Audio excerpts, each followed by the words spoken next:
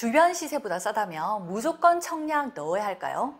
분양가 상한제로 주변보다 가격이 싼 단지는 청약 경쟁률이 아직도 엄청나네요.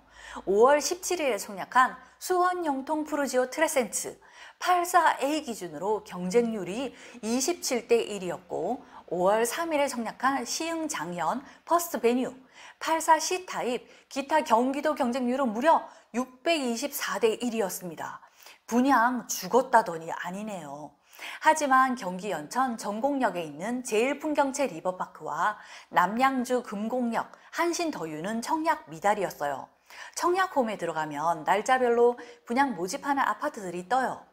여기 보시면 파란색은 특별공급, 하늘색은 1순위 청약, 연두색은 2순위, 오렌지색은 오피스텔 등이고 나머지 회색들 보이나요? 이게 미분양 났던 아파트 무순위로 재신청 받는 거예요. 그냥 줍줍이라고 하죠. 어떤 건 경쟁률이 높고 어떤 건 미분양이고 왜 이렇게 엄청난 차이를 보일까요? 여기서 문제 드릴게요. 구축 아파트가 지하철에서 5분 거리고 실거래가가 8억인 곳에 신축 분양이 떴습니다. 지하철 5분 거리는 같고 분양가가 6억이래요. 구축보다 2억이나 싸네요. 어떠세요? 본인이라면 청약 넣으시겠습니까? 저는 초보라고 생각하고 얘기해 볼게요. 여러 가지 따져봐야겠죠? 첫째, 총 세대수 정말 중요합니다. 1000세대 미만과 1000세대 이상 세대수만 좀 차이 난다고 생각하면 오산입니다. 1000세대가 넘는다는 건 기본 커뮤니티는 들어온다는 거예요. 독서실, 키즈 도서관, 골프 연습장, 헬스장, 어린이집, 경로당 요즘 신축 아파트 이런 커뮤니티가 기본입니다. 하지만 세대수가 적은 경우에는 놀이터만 있고 다른 커뮤니티가 없는 경우도 많습니다. 1000세대보다 많아지면 스카이라운지, 스파, 키즈카페 같은 것도 들어오고 2000세대 정도 되면 수영장, 그 이상 더 많아지면 인피니티 풀도 들어올 수 있어요. 여기다 고급화까지 진행된다면 스카이 라운지, 스카이 인피니티 풀, 스카이 스파, 옆동과 연결하는 스카이 브릿지 같은 화려한 것들도 들어와요. 또한 세대수가 적은 아파트와 많은 아파트는 평형도 다릅니다. 1000세대 미만은 보통 26평, 33평, 39평 이 정도로만 구성되기 때문에 단지 내에서 이동하기가 힘듭니다. 33평 살고 있는데 40평 이상 방 4개 있는 곳 가고 싶고 그러다 돈 좀 벌면 50평대도 가고 싶어 하는데 세대수가 적은 단지는 가고 싶어도 갈 곳이 없죠. 아이가 학생이라 다른 데 이사 가기도 힘들어요. 유치원, 초등학교, 중학교, 고등학교 보통 그 근처에 다니잖아요. 결국 오래된 구축이라도 큰 단지를 선택하는 분이 많더라고요. 청약 까다롭게 따져보기. 둘째, 브랜드 레벨 따져보기. 브랜드 좋습니다. 브랜드일수록 가격이 잘 오른다는 거 다들 알고 계실 거예요. 하지만 다 같은 브랜드일까요? 우리나라 5손가락 안에 드는 브랜드와 준상급 브랜드, 준하급 브랜드, 이름 모를 건설사, 여기서 건설사 이름을 말하면 조합원들이 항의 전화를 해서 건설사 이름은 언급하지 않겠습니다. 하지만 모두들 알죠? 여기서 더 주목할 것은 건설사가 같아도 브랜드가 다를 수 있다는 거예요. 예를 들어 볼게요.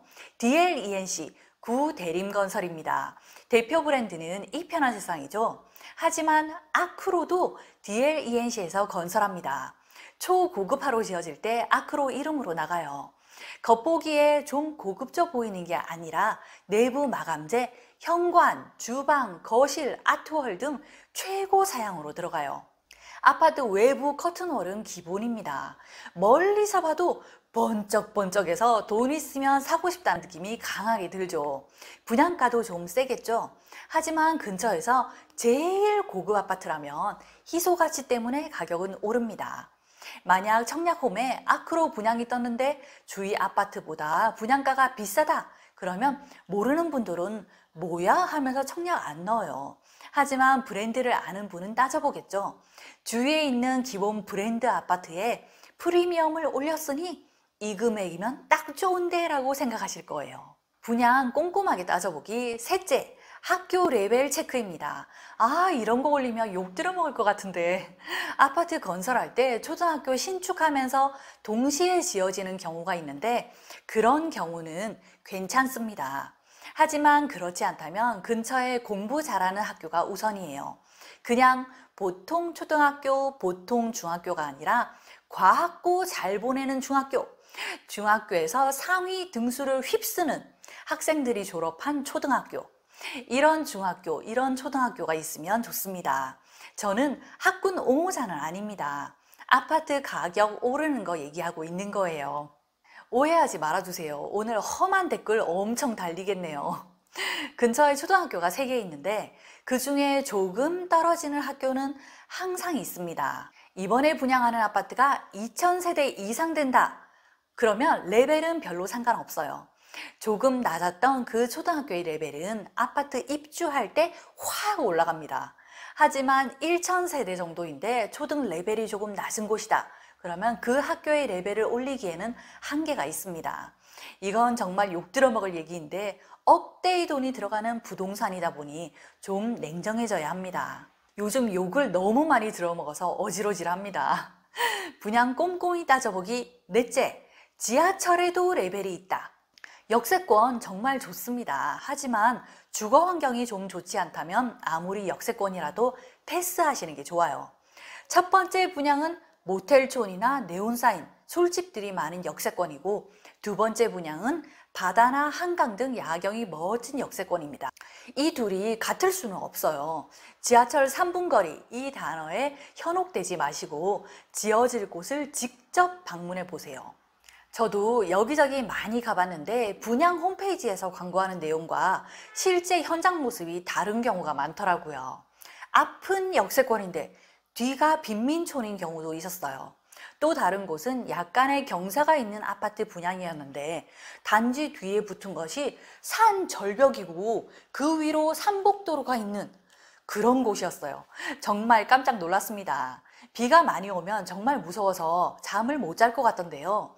현장은 가보지도 않고 청약홈만 뒤져보는 분들 제발 밖으로 나와서 발로 뛰세요. 분양 홈페이지에 모든 내용이 자세히 잘 나와 있죠. 하지만 내가 여름에 발로 걸으며 온몸으로 느끼는 경사도는 다릅니다. 조감도만 보면 으리으리하죠. 그런데 첫 동과 뒷동의 경사도가 너무 높다면 단차로 극복이 됩니다.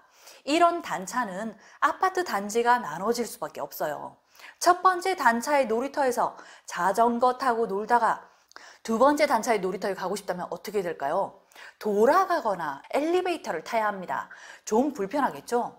이렇게 나눠져 있으면 얼핏 보기에도 단지 놀이터가 크다는 느낌은 안 듭니다. 부산은 평지가 별로 없다 보니까 대부분의 아파트에 단차가 있어요. 저희 아파트도 있는데 이게 조금 아쉽더라고요. 오해는 하지 말아주세요. 이런 아파트들이 안 좋다는 얘기는 아닙니다. 같은 가격이라면 좀 더 나은 선택도 가능하다는 거예요. 5월 27일 에코델타시티 모집 공고가 뜹니다. 여기 정말 광활해요. 낙동강 한가운데라 조금 걱정되던데 부산에 신도시 하나 더 지어진다고 생각하니까 너무 좋아서 저도 분양받고 싶더라고요. 강서자이 에코델타 분양가가 너무 저렴해서 경쟁률이 엄청날 것 같아요. 하지만 알고 계시죠? 이거 공공분양이라는 거. GS건설 자이라고 되어 있으니까 민간 분양이라고 착각하는 분이 있는데 민간 참여 공공분양입니다. 공공분양에는 무주택자만 참여 가능해요. 너무 슬픕니다. 저도 자이 정말 좋아하는데 아예 신청도 못 해보니까 좀 안타깝네요. 공공분양의 장점은 뭘까요? 분양가가 현저히 저렴하고 신도시라 도로가 어마어마하게 잘 들어갑니다. 다만 신도시에서 도심으로 나올 때 교통이 좀 막힐 수 있어요. 평지입니다. 초등학교, 중학교, 고등학교, 유치원까지 전부 다 새로 지어집니다. 근처에 공원들 엄청나게 많이 생겨납니다. GS자이 브랜드도 좋습니다. 강서선, 하단 녹산선, 부전, 마산, 복선 전철이 들어올 예정입니다. 고속도로와 공항으로 가기 쉽습니다. 제가 꿈꾸던 곳인데 아쉽네요. 분양 고를 때 장점만 보지 마세요.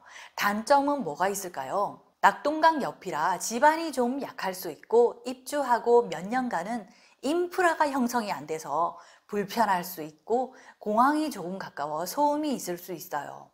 그런 단점을 다 감안해도 최근에 에코델타시티에 분양한 다른 아파트보다 장점이 더 많습니다. 분양 단지를 고를 때 이런 점들을 고민해 보세요.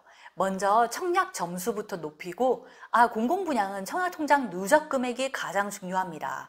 공공청약 잘 모르시면 예전에 공공분양 당첨되는 법 영상 올린 거 있으니까 참고해 주세요. 여기?